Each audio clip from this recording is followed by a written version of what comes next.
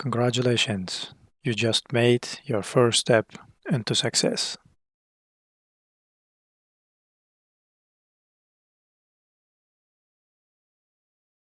In your portfolio, you need to have 3 to 4 really good polished works. So, in our example, we say you want to go to some good gaming company.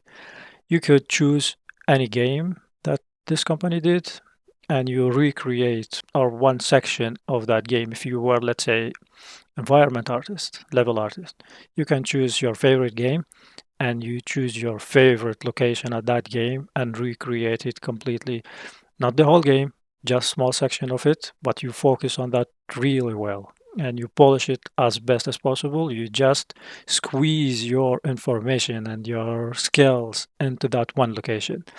This is the best way to present your portfolio because this is the way the recruiters will know you. They will know you through your portfolio, but that's not everything. Portfolio is not everything. As the first step, yes, the interviewer will judge you by your portfolio. They will not. Uh, this is my personal opinion, my personal view. I think they won't care as much about any other details than your portfolio. That's why it's the first step because this is the first thing they will see, and then maybe they will read the other details.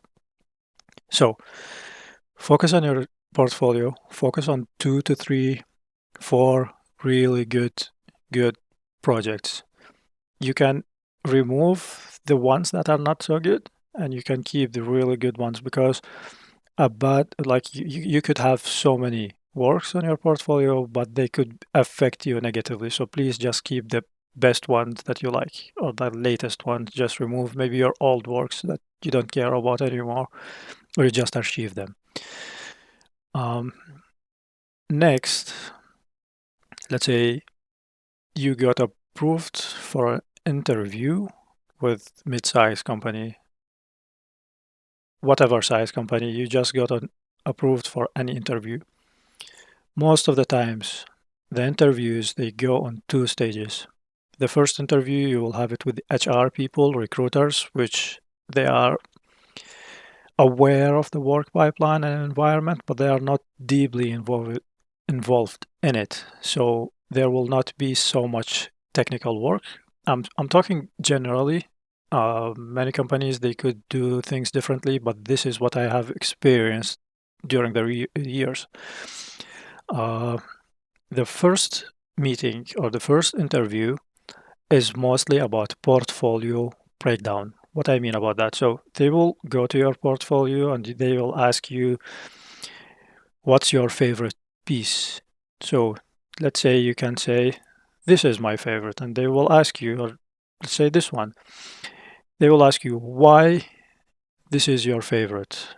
So you could tell them, well, this is my favorite because I spent quite good amount of time on it to recreate everything from scratch. Let's say like you modeled the strain here, you did the foliage, you did the modeling, the VFX, rendering, everything. You say like I did everything here, that's why, and I like the end result, that's why this is my favorite project.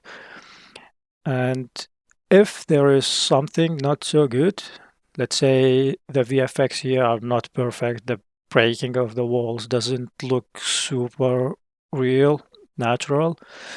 So you can't say that it's not bad. Like on the contrary, if you say this is perfect to me and there is something wrong with it, it could be a negative point on you. But if you say, hey, like I didn't have much time to do the breaking here or the destruction of the building in a better way, they will understand, they will know, okay, because this is actually like not perfect damage for the buildings, doesn't look supernatural, like you need some variations here, more details. Say, hi, like I didn't have a lot of free time to finish everything. I did everything by myself. It took me like a month or two to do all of that. So this what I could have improved if I had more time. You will be more respected if you say it like that. Um, this is about portfolio breakdown. They maybe will ask you to choose another work, and this is the same method. And the next focus on the first interview is communication skills. So they want to know how confident you are, how positive you are, you know what you're talking about. You're a nice person. Generally, they are really interested in these topics. Next, they will look how passionate you are about the game or their company, their works, and your work. They want to know how passionate you are about your work. Do you like this? Is it like your top priority, or is just like side hobby that you do on your free time? This is mostly the main focus on the first interview.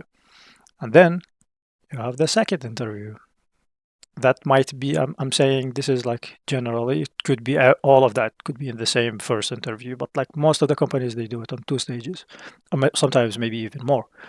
So the second interview, most of the time, will be with art lead, art director, the people that are actually involved in making the games. So, what does that mean? It means the questions will be more technical.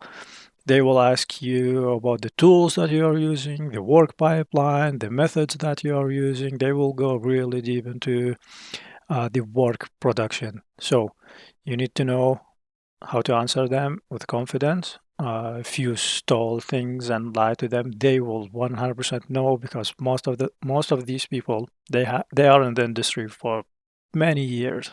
They know everything. So just stay as honest as possible and as clear as possible.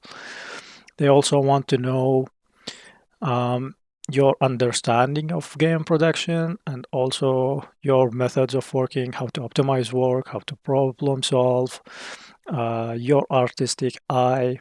They will they will go really deep in questions, and afterwards, if everything is fine, then you will have an email or like a third interview saying that you got approved. But you might not get approved, which is something really common. The competition is high. That's why you need to do really great work. Your portfolio and your work, your methods, your communication skills should stand out among the others. So this is the main focus. There's one more thing. Most of the interviewers, they will ask you, what or how do you see yourself in certain amount of years, which could be tricky questions for many people. Tricky question. You have to be honest about that. They want you to succeed. They want you to grow. So you could say, I see myself as a lead designer or lead artist or art director, or like whatever the company owner. You can say your actual um, needs, your actual goals. They want to see you grow because the company will grow alongside. So stay as true and uh, honest as possible. And this is basically it. If you are not accepted, don't get disappointed. I know there's a little bit of disappointment. I know you could have done a lot of good works. You spend a lot of time doing things, but that doesn't have to disappoint you.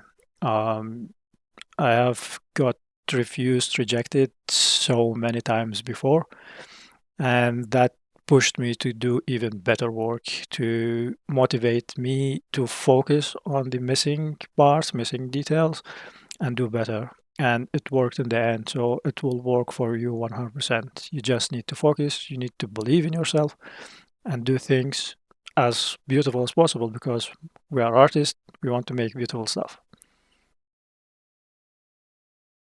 And now it's time to introduce myself. My name is Ahmed Hassan. I am a 3D environment artist.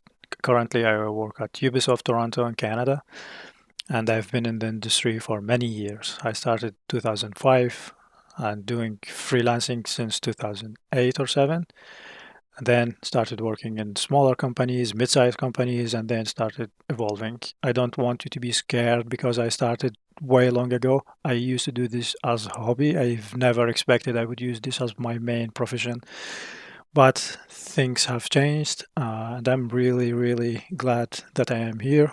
I really wish many people would join this industry. It's really good. The people are very nice, and you are making games, so you will be having a lot of fun. This channel and this work is 100% personal work. It does not represent Ubisoft or any of the companies I worked for before. So this is my personal playground. I'm showing you everything that I like to do, and you see mostly I have cars, nature, motorcycles, and sci-fi stuff. This is the top priority for me when I do personal projects, and I want to show you how to do that as well. This is the first project that we'll be working on, which is a sci-fi motorcycle. It's based on my real motorcycle and the motorcycle from Cyberpunk game, which I liked really a lot. And using AI, I tried to combine them somehow, and we had this result. So yes, this is our first project. You can imagine what's coming next. I'm using pure ref to display my references. I will link the software in the description. It's really cool, nice way to present your references. Here are some of the software tools that I'm using most of the time. 3ds Max is my main modeling software, and Substance Painter is my main texturing software. Sometimes I use plasticity for CAD design. I could include one part of this motorcycle to show you how to use CAD for modeling also. This software is really nice. I think you have about 30 days free trial you can use it with. Sometimes I use ZBrush for certain things. Um, World Creator for height map generation for environment, and Unreal Engine, of course, for rendering. I use Blender sometimes, not a lot, just maybe texture baking or some rendering, or I used to use it for NFT making back in the day when NFT was a thing. But now, this is my main group of softwares. I also wanted to show you one of the projects I worked on before making this YouTube channel. Unfortunately, I could have recorded all of that, but this is my personal work. I like to do some sci-fi stuff out of imagination. Um, this car is still work in progress. I need to do a lot of changes in it, but generally, I will talk about the rendering for this car on one day in Unreal Engine. But generally, we will go most of the times with these type of designs. Not always sci-fi, but really nice projects. I believe when you have nice projects, nice end results, it will do a way better motivation for people to learn. I don't like the tutorials when they present really simple objects. It looks boring to me, so I always prefer to spend my time on something that I know it will look really good in the end. That's why I chose that motorcycle. We will break it down. I will show it to you again. So we will break it down step by step. I will show you my methods of working. How can we make it easier? It looks right now, it looks really difficult, looks really confusing, but I will show you the way how can we break this down into smaller pieces and it will look way easier than it is. So yeah, I will try to cover most of the modeling or 3D creation processes. I will use mostly I will use the polygon, the default way of modeling for me. Some parts I will use 3D scanning maybe to have some excuse to show you how to do 3D scanning. I'm thinking about doing the brake calibers. We 3D scan them. I show you how I 3D scan them and how to do the retopology and make them as a final 3D model. I could create CAD models, maybe the gas tank or something. We will decide about that later. And most of it will be polygon, the ordinary way of modeling. I want to make this channel as the best learning platform for 3D environment art. I want to make it as organized as possible and as clear as possible. So we will make it as series and episode. So this is the first series, which is the introduction to 3D modeling, 3D texturing, and rendering. So we will make it as episodes. The first episode, which is the breakdown of the motorcycle, how can we plan and start our actual modeling, and so on. The next series, it could be 3D environment art. We could make the I have already in plan 2 projects or 3 projects from the TV show The Lord of the Rings. I wanted to make the whole environment out of that, and I can show you the plan that I'm working on. Sometimes I use Miroboard for idea brainstorming and reference gathering also. So this could be the next after the motorcycle. We could start creating this environment, Slindon, capital of the High Elves. I want to do that, and we will make all of that from scratch also. The main idea and the main reason for Vertex Maestro is we create everything from scratch. I want to show you how to do the actual work, which is modeling your asset from the very beginning, reference gathering, planning, breaking down the project, doing the actual modeling and showing all of that, even if that was like not talking, just video recording, but you will see the way. And then texturing, putting everything together, putting the things that we made with our hands together. This is the main goal of the channel, or the main source of information, which is you do everything yourself. You will see everything. We will break down to simple steps. We will build it, model it, texture it, and render the final end result. And we will make it as organized, as I said, as possible. We will make it as episodes, one by one. You will know everything. Nothing will be skipped or forgotten about. Just in case anything is forgotten about, please let me know. While the channel is still small, I could read all the comments and adjust while we grow. So I hope you will enjoy this journey. I hope you will learn something really good. I hope you will make it to the industry that you want to make it to. I will do my best to help you to do that. All the information, all the education materials will be for free on YouTube. The things that could be sold is the project file or the 3D assets, because if you don't want to learn and you just want to have the end result, then you could pay for these. But for information, you don't need to pay anything. Not now, not later, not never on Vertex Maestro. Everything will be free. It's for those who have the passion to learn, those who want to build a really good future, better future, and want to have really good, nice results. If you remained until this moment, there is a bonus. Somebody will get Assassin's Creed Shadows for free on the day when it will be released. All you need to do is just write any comment and hashtag Assassins or Shadows. I will make sure I will get you into the pool, and you could be the winner of Assassin's Creed. I wish you a really good time, and see you later.